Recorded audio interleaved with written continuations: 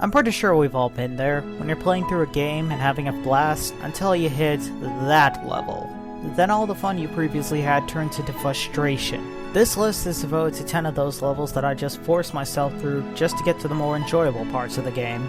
Now keep in mind, none of these levels on this list are from bad games. Because let's be honest, playing through a bad level in a bad game is much less shocking than playing through a bad level found in a good or even a great game. And as usual, these are only from games that I've played, only one entry per franchise, and this is all my opinion, so take it with a grain of salt. With all that said, let's get started. I suppose I'll get my chance another day. Failure!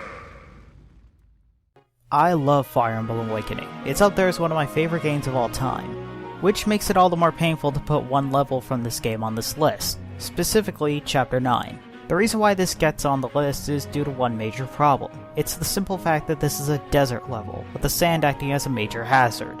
Whenever people talk about bad levels in video games, it's usually a water level which is plagued by terrible swimming controls, an ice level that has ice physics inhibiting movement, or a fire level where you risk burning to death. Normally desert levels in games don't have that many hazards, with the exception of quicksand. In Fire Emblem Awakening, moving in sand cuts your movement speed in half for characters walking on land. This is especially noticeable when trying to move units that ride on horses like Halvirs or Great Knights, who would zoom across the battlefield in earlier stages but are severely limited here. Flying characters like Samia and Cordelia aren't hindered by the sand, but due to the enemy layout it makes more sense to have the other characters lead and fight in their place.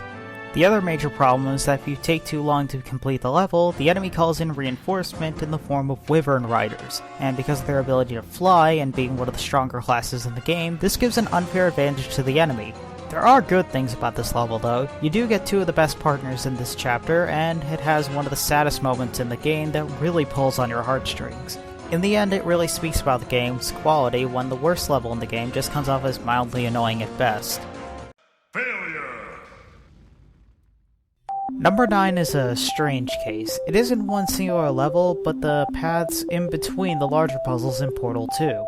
These sections are introduced in Chapter 6, after Wheatley goes mad with power and drops you and GLaDOS down an elevator shaft into the original Aperture Science. What I'm dubbing the in-between puzzles are not technically puzzles like in the rest of the game, but are a small challenge with one objective, that is to find the one piece of wall that you can shoot the portal gun onto and make use of some physics to get from one area to the next. These levels aren't terrible, but they come off as a killjoy when I'm playing through these sections, only to find myself desperately trying to find out how to get to the next puzzle, because it wasn't made clear where that one section of the wall I can use the portal gun is located. If these sections were made to make me appreciate the actual puzzles and how well designed they are, then I would call these sections a success, but I wonder if there would be a better means of getting me from location to location. There are some benefits to these sections, one of which being the atmosphere, which is well done, making the abandoned factory come off as large and imposing in comparison to the sterile testing chambers found earlier in the game. The other reason is Cave Johnson, whose hilarious dialogue keeps this entry from getting any higher on the list. Who I am? I'm the man who's gonna burn your house down with the lemon. Oh, I like this guy. I'm gonna get my engineers to invent a combustible lemon that burns your house down. Failure. Okay, now it's time to get into the real crap. In the last two entries I was going over levels that were mildly annoying. Now I'm going to show levels that are truly bad. People have claimed that the Water Temple in Ocarina of Time is one of the worst levels in the Zelda series, and by extension one of the worst levels ever made. But it's nothing in comparison to the Lakebed Temple from Twilight Princess. So what is so awful about this level? The game does give you a suit built for swimming underwater, and it is home to one of my favorite items in the series, the Claw Shot. So logically, it should be one of the better water temples in the series. Well, it runs into one simple problem that holds it back from being good. That problem being the temple's design, which is very confusing and hard to navigate with its multi-layer setup. Having to stop several times just to figure out where to go is a massive pace killer that the other temples in the game didn't suffer from. And then there's the boss of the temple, Morpheal, which in my opinion is nothing to brag about. Oh, it looks terrifying, just like the other bosses in Twilight Princess, but it suffers from the same problem. It's way too easy. And by too easy, I mean when compared to every other boss in the game, it's a cakewalk based on the simple fact that it barely fights back. It does have one attack, but it only does like 1 heart's worth of damage, and during its second phase, the thing doesn't even fight back even though it's close to death. You could at least argue that this level is at least better than the Water Temple, but thanks to Ocarina of Time 3D fixing most of the issues found in the original Water Temple, that point is completely moot as far as I'm concerned. Failure! The Metroid series is known for intensive exploration and well-made environments, from the nostalgic roots of Zebeth to the atmospheric environments found in Tallon 4. And then there's the Dark World from Metroid Prime 2. The idea of having a light world being the normal location and a more dangerous equivalent in the form of a dark world is an awesome concept. Sadly, it wasn't executed as well as it could have been. The major problem with the dark world comes in 3 parts. 1. Each location looks very similar to each other, and at times looks lazy. I swear some of the locations look like they just took the normal level and put a purple filter over the whole thing and populated the entire environment with obnoxious enemies. 2. Having 2 worlds means double the backtracking, since some of the puzzles require you to activate a switch in one world to affect the other, which can be really time consuming. And 3. Your health is constantly decreasing as you travel through these sections, which is especially noticeable at the beginning of the game when it drops at a ridiculous rate and regenerates at a snail's pace. Which is totally not going against the whole theme of exploration that the series is built around or anything like that. The one saving grace is that these sections become less of an issue once you get the Dark Suit, which reduces the damage you take significantly, though the journey to get that suit is far from a pleasant one. Failure! Rhythm Heaven Fever is a bit of a mixed bag for me. On one hand, it has some amazing songs that are a ton of fun to play through and replay to get a perfect ranking. And on the other hand, there are some terrible songs that I will never like regardless of how many times I try to play through them, with the worst of them all being Catch of the Day. You know, I find fishing to be a test of patience that clearly isn't for me, and the video game version falls into the same boat. The music for this level is just sleep-inducing, and essentially becomes white noise when you're playing through the song, which for a rhythm game is inexcusable. And the visuals, which for the other songs were at least nice to look at, fail to pick up the slack because, well, it's fishing. There are not that many ways to make fishing look exciting to the average Joe.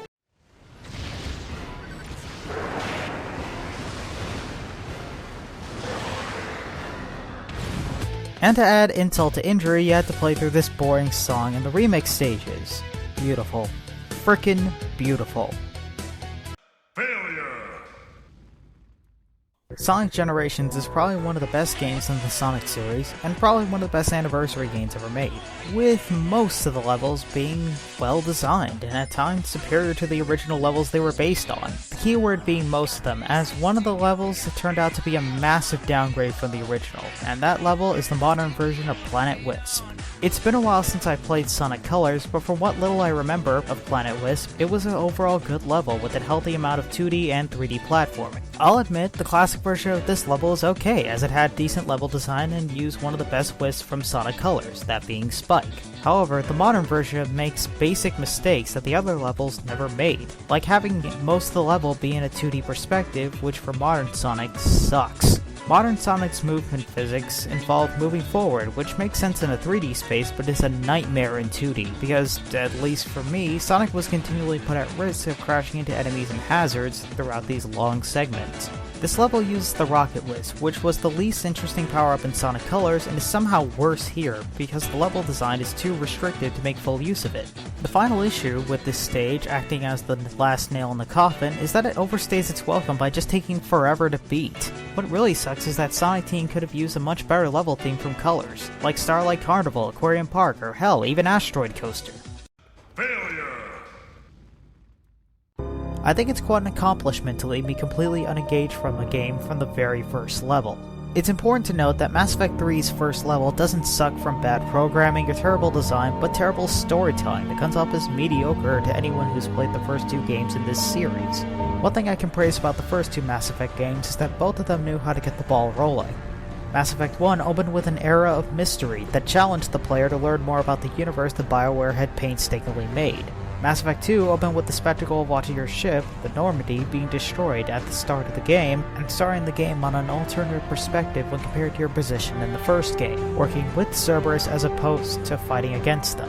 Both introductions moved at a different pace, but they knew how to get my attention in the right way. Mass Effect 3 opens with Shepard and Anderson talking about a choice that Shepard made between Mass Effects 2 and 3, a choice that I don't recall making, where thousands of lives were lost followed by the Reapers showing up and start destroying the Earth. This leaves me with the idea that everyone who I was warning in the past 2 games were just sitting around with their thumbs up their collective asses, as opposed to trying to prepare for the Reapers and their galaxy-wide genocide. But the one thing that really bugs me is the fact that this doesn't even feel like a Mass Effect game until several hours in. The beginning just feels like a generic shooter that uses explosion to substitute character development and good storytelling. And the one thing that really gets my blood boiling is the underlying knowledge that the Council were fine with you working with Cerberus and when people were in danger in Mass Effect 2, but shortly after saving the entire human race, they decide to punish you and take away your Spectre status and your ship. When you finish the first stage, you are then told that you have to spend all of Mass Effect 3 kissing up to these assholes. Why? Just why? Failure!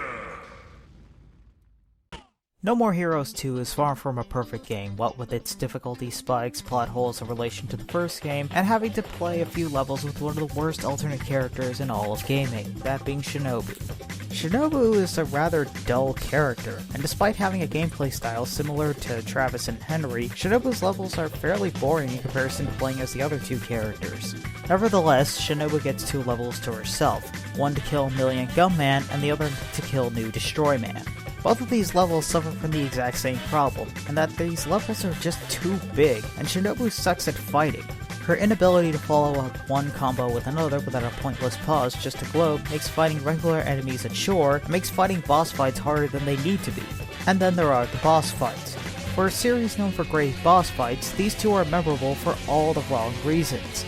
Million Gunman is only known for how frustrating the fight is, for his cheap attacks and the ability to run into elevators to avoid taking too much damage.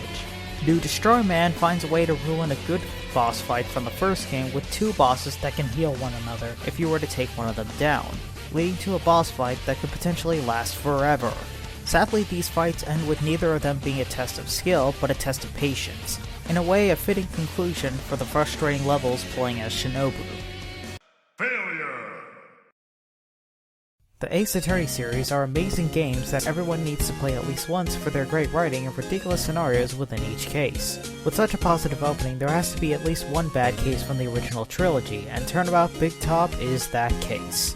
You could say that this and number 1 were the inspiration to make this list. The story for this case revolves around the murder of a circus ringmaster named Russell Berry, and Phoenix Wright, our ace attorney, has to defend the ace magician Max Galaxia, who was framed for the crime. What puts this case this high up on the list is mostly due to how difficult the case is. Now when I say difficult, I'm not making reference to a challenge that demands skill to complete, but instead just finding out the major plot twist just to continue with the case. The Ace Attorney series is known for having outlandish plot twists within each case, but for some asinine reason, there are multiple twists in this one case, and every one of those twists are really hard to notice with the outlandish scenarios of Case 3, which completely hindered my ability to progress in the story. This case suffers the most from having the case be restricted to 2 days as opposed to the 3 days like in the first game.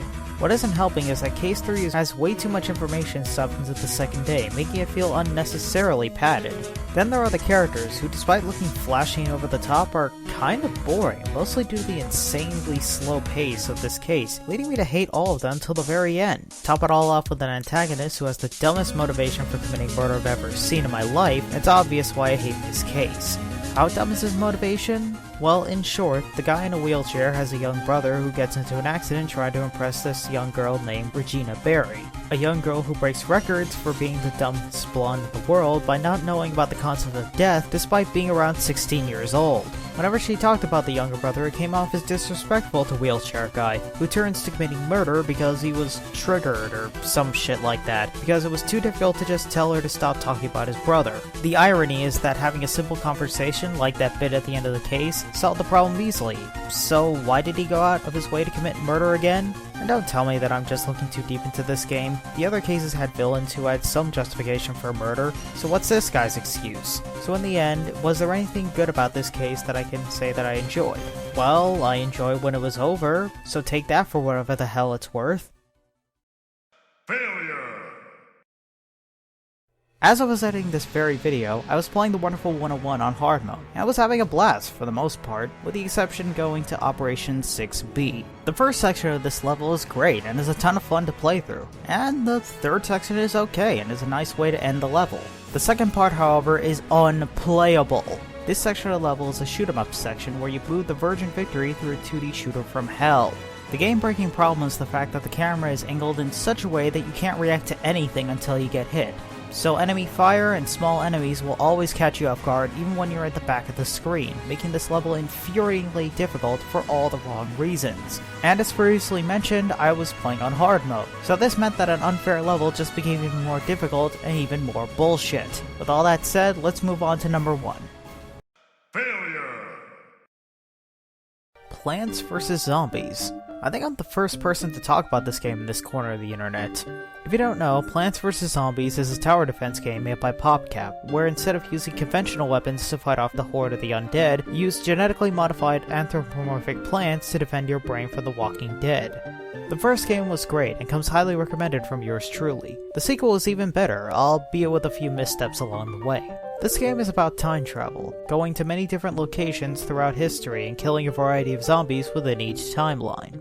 With such a concept, one time period has to be considered the worst, and that honor goes to the beach world, and the worst level within that world is Day 16.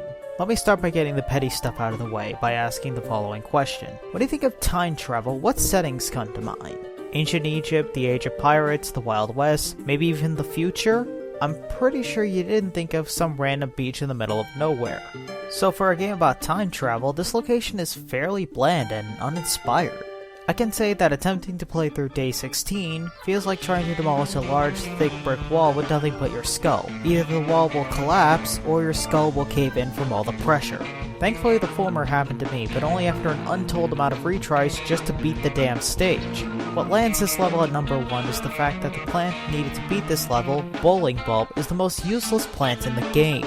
It's supposed to have its shots ricochet off the zombies, hitting one after another, but it's a crapshoot of whether it's gonna hit the zombie right next to it, or fly in the opposite direction and hit nothing. What doesn't help is that it never fires at a consistent rate after the first 3 shots, making the act of using it a pain in the ass. What's even worse is that there are times where the shots will flat out miss the zombie's hitbox, effectively passing right through them. So the difficulty comes from being armed with a useless plant and 3 plants that would be useful if Bowling Bulb actually did its job properly. And whoever set up how the enemies spawn, I just had to ask, how do you expect me to beat all these enemies? Probably the most messed up thing is the fact that none of the levels after this are anywhere near as hard as Day 16, making this one of the hardest levels I've ever had to beat in a video game, and it's hard for all the wrong reasons. The only good thing I could find about this level is the fact that you don't have to beat the level just to go to the next world, which is truly a sign of how awful it really is. This is the Renegade Master, signing out.